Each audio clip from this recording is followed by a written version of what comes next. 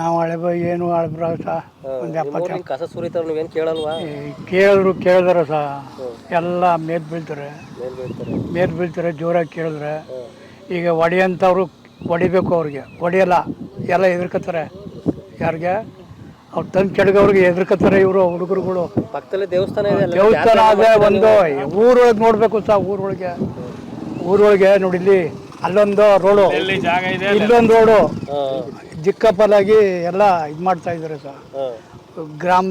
ಗ್ರಾಮದವರು ತಂದಾಕ್ತಾರೆ, ಹೊರಗಡೆಯವರು ತಂದಾಕ್ತಾರೆ sir. ಎಲ್ಲ ಇದು ಮಾಡ್ತಾರೆ. ಸಮಸ್ಯೆ ಆಗ್ತದೆ ತುಂಬಾ. ಸಮಸ್ಯೆ ತುಂಬ ಸಮಸ್ಯೆ ಅದು. ನೀವು ವರ್ಷನ ಹೊಡಿತಿದೆ ಗಾಳಿಗೆ. ಬೆಳಗ್ಗೆ ಎದ್ದು ಈ ಮೊದಲೆಲ್ಲ ಹಿಂಗೆ ಇತ್ತಾ? ಇಲ್ಲ, ಹಿಂಗಿರಲಿಲ್ಲ. ಹಿಂಗಿರ್ಲಿಲ್ಲ. ಇಲ್ಲ ಸರ್.